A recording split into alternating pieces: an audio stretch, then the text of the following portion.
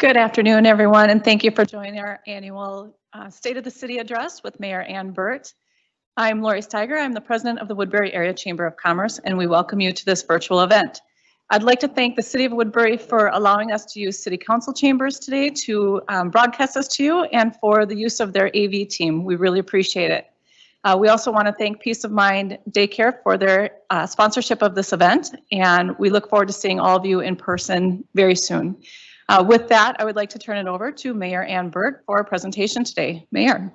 Thank you, Lori, and hello, everybody, and welcome to this presentation.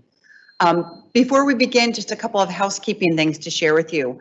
So we are doing this version live on the Teams application, but we're also doing a Menti questionnaire throughout it. So we'd like to have a little interaction. We are recording this, which may be distributed later. So if you're watching the recorded version, you will not be able to do the Menti portion of this. But if you're here live, we sure would love for you to be able to sign into Menti and have fun with this, to being a little more interactive. Please go to menti.com. That's MENTI.com on your mobile device. The numbers you need to plug in for your code are 6331899. Again, that's 6331899. And that I think our screen might show that at some point in time here throughout the presentation. But with that, I'm going to start the presentation with just taking a deep breath. 2020 has been quite a year. And with the news of further restrictions that we all just got that are starting tomorrow evening, we all know that things could be a little bit more challenging in so many ways. And yet at the same time, we've learned a lot this year, and there's a lot that's gone well. I'm thankful for this incredible technology that we have that allows us to come together virtually, and perhaps more people can participate because it's right there in front of you at your screen. I do miss being with you all in person, and I hope you all are doing well. I also want to take a moment and just pass along my condolences to all those who have been impacted in so many ways by this pandemic. We all know people that have had the illness probably, and we know how this is impacting so many businesses, some negatively, but some positively as well. So I want to take a moment to thank our sponsor. Lori already mentioned this, Peace of Mind Early Education Center. And just a question, are we ready for the next slide? Is that on? Because it's not on for me. Oh, I have to advance. Okay, I forgot. There you go. Hi, everybody. Probably would have helped if I'd done that at the beginning. So our sponsor today is Peace of Mind Early Education Center. Nikki Robbins is the center director. She was not able to be with us here present, so we wanted to just go to her center, take some photos. I got to go out earlier and meet with all the little kiddos in a safe way. Just fun to be out out on the playground with them. But here's what Nikki would have said if she was able to be here live. Peace of Mind Early Education Center is proud to be sponsoring today, and they're proud to be a member of the Woodbury Area Chamber of Commerce. Since 1993, they have been providing loving, quality educational childcare, preschool, and summer camps for kids in Woodbury. Their location on Tamarack Road offers so many fun opportunities for kids to learn and play. They especially enjoy the full-size gym. In February, they opened a second location in Hudson and are happy to be loving even more littles in this new spot.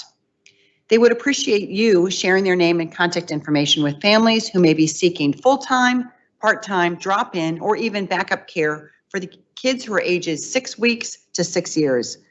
In response to COVID needs, they even brought back their full-day kindergarten program. So Nikki wanted to say that we hope you enjoyed today's event and look forward to seeing you all again in person sometime soon.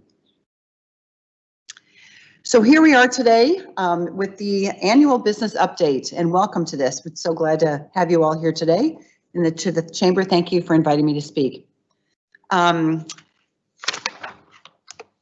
Last year, those of you that might have been present might have noticed that I ended my presentation with the Chamber 2020 forecast, kind of like 2020 vision. Although none of us could have predicted the pandemic, the unique challenges that 2020 brought us, some predictions did hold true. So last year we talked about residential construction continuing to be strong with several multifamily residents in development. We assumed and planned for business growth continuing to be strong, especially with more healthcare to come. A lot of efforts underway in the master planning area. And then the council developed and a focus on three strategic issues, which we will be talking about later in the presentation. I do want to take a moment and just thank and recognize Councilmember Amy Scoggins for her 16 years in service to our community on the City Council. 16 years and 4 terms. She's the longest council member to serve our city in its history. I've been a big fan of Amy's for her 16-year tenure here on the City Council. We had just moved to town the first time she was elected, and I made a point of paying attention to what she said and how she conducted herself as a voice in our community. Amy has served her role with integrity, diligence, thoroughness, and most importantly, compassion. She listens to residents, studies the issues, and makes informed decisions on what is best for the common good of Woodbury. I have appreciated her counsel and years of experience as the mayor pro tem in my term as mayor. Her common sense reasoning and her long 4-term history will truly be missed on our council. And I'd like to then also thank everyone for participating in the public process of voting earlier this month. Here in Woodbury, our mayor and city council members are elected to 4-year terms on a staggered basis. I'd like to congratulate Councilmember Andrea Date on her re-election. So she'll now be serving a 2nd term, and to welcome Kim Wilson as our newest council member. Congratulations to both of you, and I look forward to working with this new collection of council people beginning in January 2021. So since we're talking about council members, I thought I'd share some thoughts about Woodbury's structure, or our business model, if you will. At the end of the day, we're structured somewhat the same as many of your businesses may be. Woodbury is in fact a municipal corporation with a board, a president, and shareholders. As the mayor, I'm somewhat like the chair of the board, with the other 4 council members serving as the other board members. Our city administrator is akin to our president, and with you, our business community and residents, as our shareholders. We have 8 major functional areas that are organized to provide the duties necessary as a city government. These include administration, information and communication technology, and I'll take a moment to thank our leader of that team who is here with us today as the producer of this entire event. Engineering, which is busy out about our building right now as we've got some construction going on. Community development, and many of you are aware of Carl Batalden, who serves on the chamber as well as in this community development role in our city, and Janelle Schmidt, who is our director of community development. The finance team, public works, parks and recreation, and of course, public safety. Those functions serve us in our community well, and it's important that we do our best to stay in our lane as a city government. We work collaboratively with so many other organizations to support the needs of our community, including with our 3 school districts, with Washington County, the Washington County Community Development Agency, and many nonprofit organizations, including the Chamber. In fact, Carl and I both sit on the Chamber board. This is a bit unusual, and not many other chambers have city leaders sit on the board with them, but it makes the collaboration go very well. We do recognize that collaboration and partnerships are key to our success in the entire community. So here's this time for you to go on and participate in this.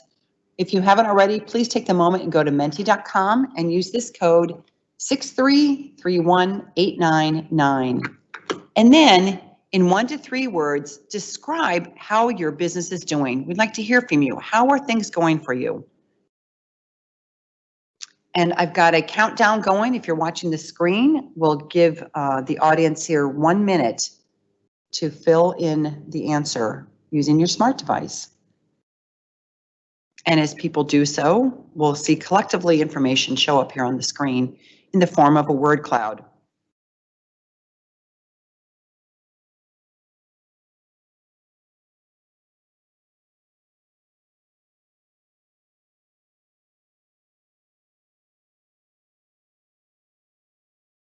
As the clock is going, we've got about 25 more seconds. Anyone else wants to take that moment? Oh, there we go. Some more information coming in.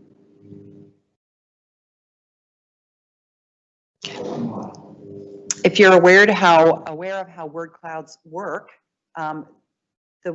it'll take all the words. If there's several of the same words put in by different people, that will stand out as larger words.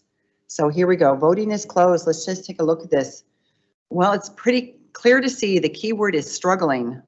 Struggling in this COVID environment, adjusting to things that are not the same, persevering through it. And yet we've got some hopefulness. Some people, again, we know some businesses are doing great. People have the opportunity to get more creative. But yeah, it's a challenging environment. So thank you for sharing your thoughts on that. So along those lines, for those struggling and persevering, please be aware of the resources that are available for small businesses. Through this partnership with the county and the Open to Business program, there's free assistance available for accessing capital, emergency funding, business planning, help with personal protective equipment and supplies, small business administration questions, and more.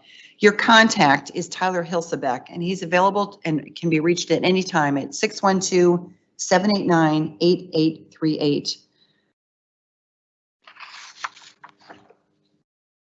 So besides COVID, well, we know COVID has been an issue this year, but the city, for the first time, has declared emergencies. We've declared 3 emergencies, and never in the history of the city have we ever declared one, but this year we've done 3. These relate to the need to build a temporary drinking water filtration facility related to the COVID-19 pandemic, as well as civil unrest in the wake of the death of George Floyd. I want to talk about our efforts to be a diverse, equitable, and inclusive community and highlight 2 documents shown here on the screen that are available on our website. The one on the left is an infographic that walks the viewer through the timeline of the city's work on DE&I since 2012. The color blocks correspond to various activities, with the green being training and education, that medium blue color being workforce equity, and the darker navy blue color being community engagement. The effort began in 2012 when our city administrator identified diversity as a priority focus area. Work began with community dialogue roundtables, and then an internal DEI committee, which evolved into DEI becoming a council strategic focus. Much work has been done over the past 8 years, both internally within our organization, as well as focused on the community as a whole, including hundreds of community conversations. We don't have time to go into all this in detail, but I encourage you to seek out additional information on the website with this infographic and a 22-page inclusive and welcoming community partnership plan shown there on the right. We fully recognize that our work is not yet done, and we know that this is a process. We've made tremendous strides, but there's more work to be done. So like a board of directors for a corporation, the city council guides and directs the city staff in a strategic direction. Every couple of years, with significant input from our biennial resident survey, the council determines and then sets the vision via strategic initiatives, things to focus on and things that are necessary to make improvements or changes. In August of 2019, the council outlined these 3. They include ensuring long-term drinking water sustainability, ensuring that our parks and trails meet the needs of a growing and changing community, knowing, of course, that parks and trails are one of the major assets and reasons that people come to this city to live and to work, and then also to adapt and enhance public safety effectiveness. It's interesting how these 3 emergencies that we've had in 2020, and again, water, COVID, and civil unrest, relate to these 3 strategic initiatives that were established the prior year. Yeah, in 2019, I'd say this council is pretty visionary. With water and public safety being a clear connection between the emergency and the initiative, and even the Parks and Trails initiative relates to COVID, as people have been using our Parks and Trails systems this year at record levels, as well as all needing to have a safe, socially distant outdoor activities and places to go. So let's talk about this temporary water treatment facility. Again, this is a major focus area of the council, of all of our staff, and it certainly impacts all of our residents, visitors, and businesses here in the community. So with the strategic focus on ensuring long-term drinking water sustainability, we successfully completed 1 step of this many-year process. In the settlement between the state and 3M on ensuring that the East Metro's water is protected from PFAS, which is a group of substances made by 3M and disposed of in sites in the East Metro, which have subsequently leached into the groundwater, several city wells were taken out of service due to PFAS concentrations being above the health-based values established by the State Department of Health.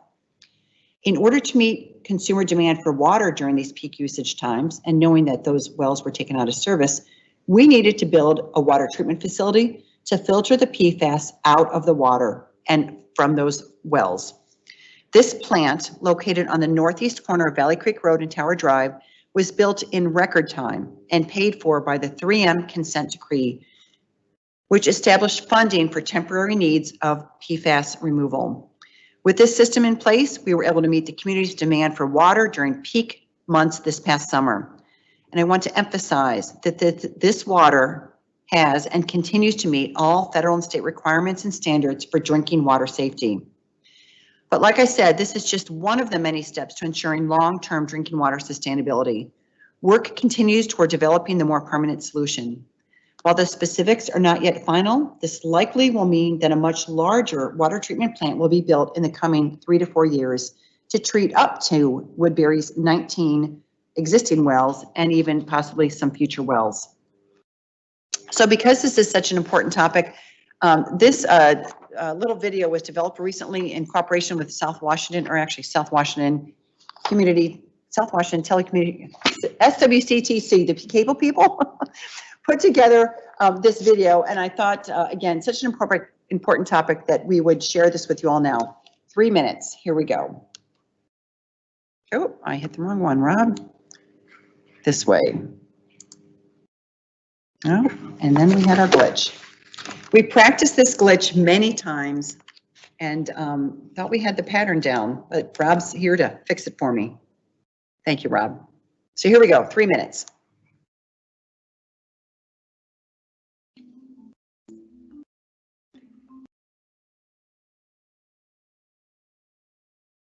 I'm here to discuss a really important topic for the city of Woodbury and the East Metro, tied to the 3M settlement, tied to the PFAS pollution that we find in our groundwater today. The city has been very responsive to tracking that and making sure that the water that you're drinking today is safe. Now, what happened was Attorney General Swanson ended up suing 3M to clean up several landfill sites. That ultimately resulted in a settlement of $850 million. And then the Minnesota Pollution Control Agency and the Department of Natural Resources were charged with determining how to spend that money to protect our drinking water and protect the health and safety of all of us here in the East Metro area. And just recently, the co-trustees came out with 3 alternatives to protect our drinking water. Alternative 1 would treat all wells that were contaminated with the presence of these chemicals at 0.5 of the current health index in Minnesota. Alternative 2 would treat all wells that currently have the presence of these chemicals at 0.3. It's adding some additional wells. It's looking forward to wells that we still haven't drilled that we need in order to develop our city fully. The third option was very similar to option 1. However, some of the water is being supplied by the St. Paul water utility. So it would be some of Maplewood, I believe some of Oakdale is connected into that system and would use that system to provide their potable water. The city of Woodbury and our leadership here has done a very fine job in advocating for our health and safety. They strongly believe that all wells in the impacted area in the East Metro should be treated and these chemicals should be removed so we're not exposed at all to these chemicals. And I strongly support that position that the city of Woodbury has taken. We want all the communities to be in a position where we're drinking clean water for decades to come. The water rates and things that we're expecting to pay are significantly impacted by the extra cost. There's no treatment in Woodbury today, other than the temporary treatment plant that went in this summer provided treatment for 4 of the worst wells that we have. Now, what can all of you as residents do? I would encourage all of you to urge the co-trustees to adopt a precautionary principle to treat all of the wells in the impacted area so we're not exposed to any of these chemicals at any level. The timeline for this, the state is accepting comments through December 10th. And early next year, we anticipate that they'll come out with a updated preferred alternative. I am so complimentary of the advocacy and study that the city of Woodbury and our leadership here in this community have engaged in to protect all of us. This is not a parochial issue. We all have an interest in drinking safe, healthy drinking water, no matter which community you live in. So I hope you found that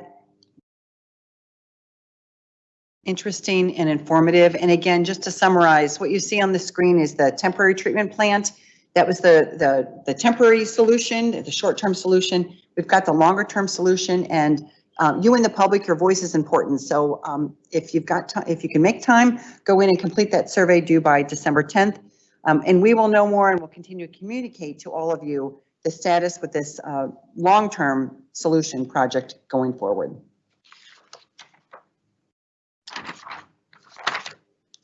So another one of our strategic initiatives has to do with our parks and trails system.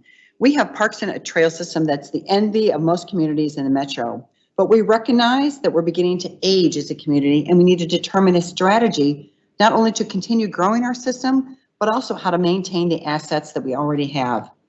So far, development fees have been paying for much of our parks and trail system, but this is not sustainable into the future. And we do not want to have these assets age and degrade. We do know that our parks and trails are important contributors to the quality of life in our community. We have discovered through lots of work that there will be insufficient ongoing funding. Again, we've had a lot of funding through development over the years, but at some point there will be a stop to that, and that we want to continue to maintain these systems that we have. So growing liability of our aging park system, equity of the quality assets spread throughout our community. Of the work done, we know that the average yearly replacement need is $2.9 million. Contrast that to our annual budget is in about the $100 million range. So that's quite it's nearly 3% of the entire budget. So looking for ways to be able to ensure that our system stays viable going forward, and thus it's become a council strategic initiative. Another one of our third and final strategic initiative that we're speaking about here is public safety. Woodbury operates a public safety model, which includes police, fire, and EMS services. Okay, we are having construction here in the building. That was an alarm that just went off. Our producer is looking to see, he'll go check on it. We know we can escape here quickly, so I'm going to continue talking. And if we have to escape, we'll let you know. So let me go back to the beginning of this slide. We operate this public safety model, which includes police, fire, and emergency medical services. Many cities operate these as separate entities. There are two distinct advantages to operating a public safety model, and that is because it's public safety, the safety of the public is forefront in the minds of this team of professionals. And it also allows for cross-training and shared responsibilities between police, fire, and EMS. This all results in a lot of efficiencies in delivering these services. So there is a focus on adapting and enhancing our public safety response model. We hired a consultant, Citygate Associates, to determine what public safety does well and where improvements are needed. Community engagement is an important part of public safety and how they function here in our community. And I encourage you, if you haven't seen it yet, to take a few minutes and go on the website and watch this video between our Director of Public Safety, Lee Vague, and a community member and also a local pastor, Tim Brewington, having a very heart-to-heart discussion on public safety here in our community of Woodbury. Of course, we will always and continue with public safety to focus on the needs for recruiting and hiring, training and policy development, and importantly, employee health and wellness of this team that works very hard to keep our community safe. So we'll take a moment. We're going to speak in a minute about performance measures that the city does. So here's another quick opportunity for you to go on and give your answer on how long has the city of Woodbury been reporting performance measures?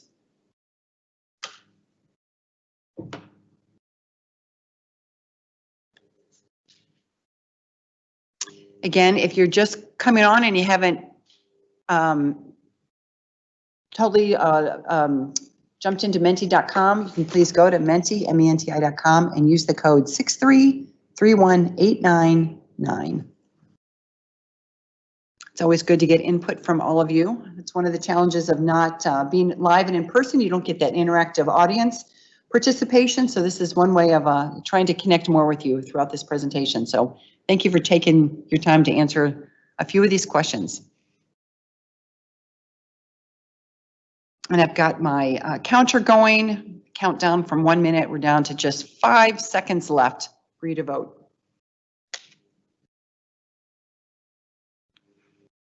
And interesting to see the results here. A lot of you have confidence that we've been doing this for a long time, and I have to say that I think you've got the right answer there. It's been a focus for the city for a very long time. Running a city is somewhat like running a small business, and you need to measure what you're going to do in order to determine what's working well, which areas need to be improved. So yes, we spend a lot of time on performance measurements and analyzing the data, which you'll see now in the next couple of slides. We've got high citizen satisfaction. Part of our performance measurement process is a biennial resident survey that helps the council establish what those strategic initiatives are. And you can see those listed here. Historically, Woodbury residents have been very satisfied with the services that they receive. So we're pleased with that, but we're always looking for what is it that we need to do better. But still along the lines of the great things the city does, the International City-County Management Association identifies and looks at communities that are doing great things with performance management. We've received their Certificate of Excellence Award every year since 2011. It's the highest award that they offer around the entire country. Woodbury is the only city in Minnesota to receive this excellence award, and there's only 27 total awards in this category given out in the entire United States. So we are very proud of this performance measurement that we do, and it's really ingrained into everything that the city does. The criteria for this award include public reporting, training, data verification, accountability, process improvement, networking, strategic planning and budgeting, leadership, and satisfaction surveys. For me personally, having come from the business world where performance measurement is critical to the success of a business, I really continue to be so impressed with all that the city does in this regard.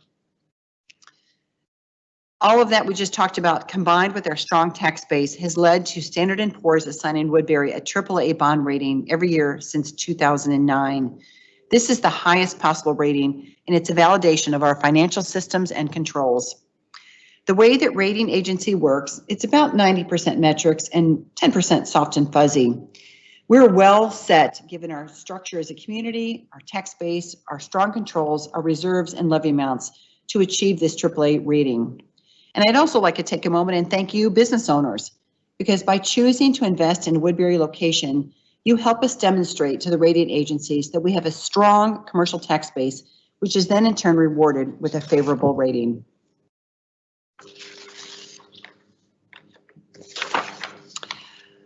Despite all that's going on with COVID, Woodbury has a very vibrant development scene. You can see this as you drive around Woodbury and see all the signs of construction, not counting all the road construction that we see every year, but just look at the amount of residential and business construction happening. The map here on the screen is from the city's development map. It's available on our website, and it creates this great bird's eye view of all the activity in Woodbury. The yellow pins identify all the residential construction in the area, and the red are commercial. I'm going to highlight a couple more of these projects in detail. So let's talk about residential growth. We do know that stable residential growth continues to grow the tax base, and it continues to grow the labor shed that you, our business community, need in order to fill those 25,000 jobs that we have here in town. This chart breaks down housing by different types. And let's note that the green is single family construction, the gray is twin homes or in townhomes, and the blue is apartment buildings. Apartment growth has been significant in the last few years, as you can see by the numbers.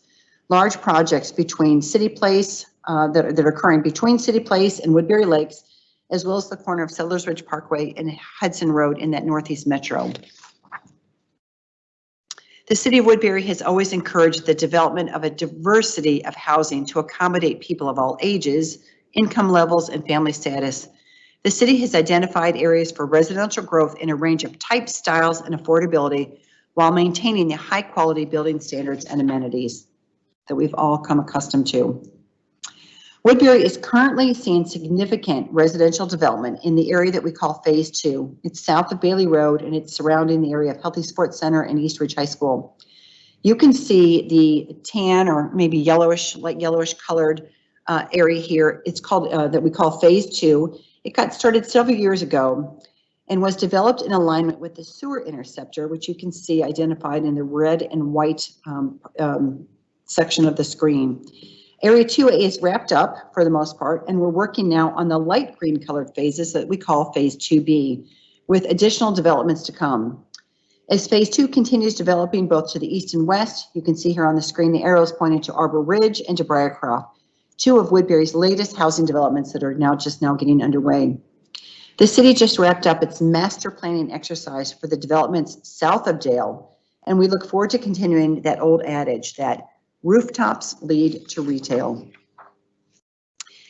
In addition, there's activity happening in the northeast section of the city. First, let's talk about residential. Two new housing developments are underway to the east of Brookview Elementary and Eagle Brook Church, just east of Settlers Ridge Parkway. Those are Spancel Hill and North Bluff. In addition to new homes, Woodbury has added more than 2 million square feet of commercial space in the past decade. There's also a lot of reinvestment, which includes leasehold improvements, additions, and remodeling that are going on in existing commercial spaces as businesses want to improve and expand their spaces. Cumulatively, Woodbury has more than 11 million square feet of commercial space. Some of you may be surprised to learn that more than half of that, 6.4 million square feet of that space, is non-retail, or places that we call places to work, as compared to roughly 5 million square feet of retail that we call places to shop. Our largest employment sectors continue to be in retail, healthcare, professional services, and finance. Sadly, we were not able to gather in person this past May at our annual Woodbury Business Celebration, but I do want to highlight the achievements of the business community from last year. In 2019, new investments came from Premier Bank, Salute Dental, Texas Roadhouse, City Place Medical 2, City Place Medical 3, the Valley Creek Retail, and Wooddale Office Complex. In addition, we had a lot of businesses doing reinvestment in their spaces. Those included Summit Orthopedics, Foss Swim School, Alina Health here in Woodbury, Woodbury Lakes, Goodwill, United Noodles, Craft Mechanical, and the new Barnes & Noble. I look forward and hopefully that we can next May gather once again in person and celebrate all those businesses that have done great things here this year in 2020. A big part of new construction numbers for 2020 are the Kendeva project, a kickoff in commercial development in the Northeast area. This project is a $35 million project as part of a larger Ryan Companies business park. It sits in the northeast corner of Settlers Ridge Parkway and Hudson Road. This project was made possible by $1.3 million in grants from the state. They just did their groundbreaking about a week or two ago.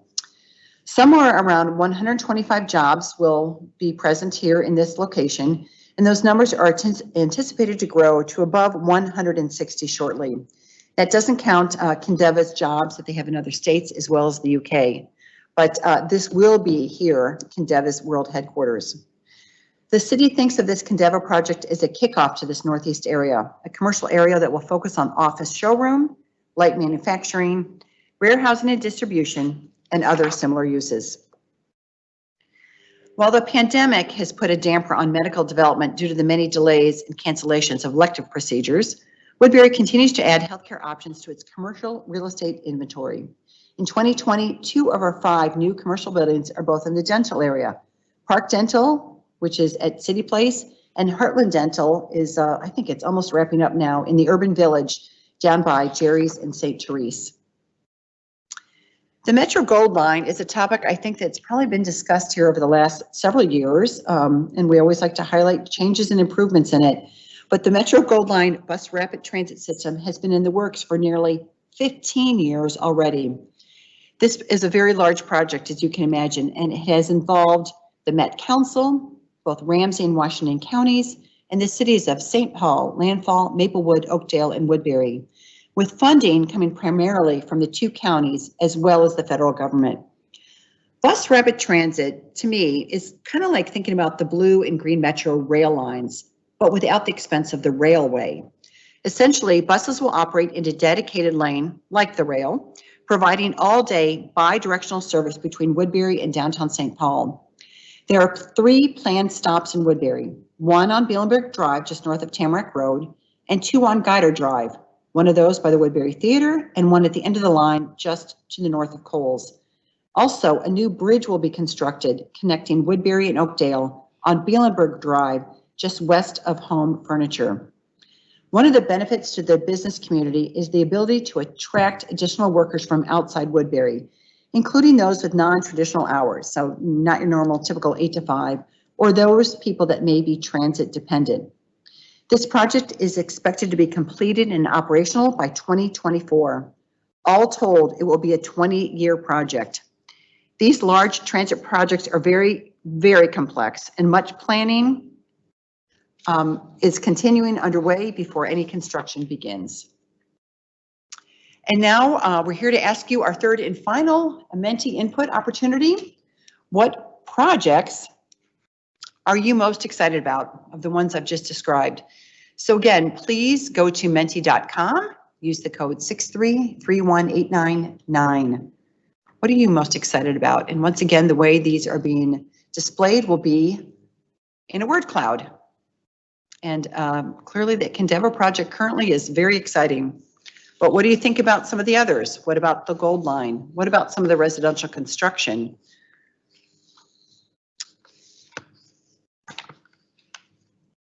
Okay, Kendeva's winning.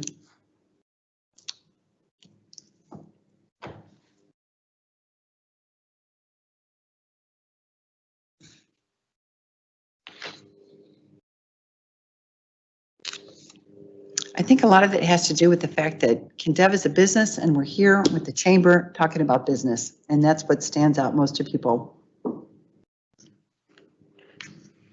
All right, voting is closed. Thank you for sharing that. So Metro Gold Line, Transit, Kendeva are the leaders in this category or this question.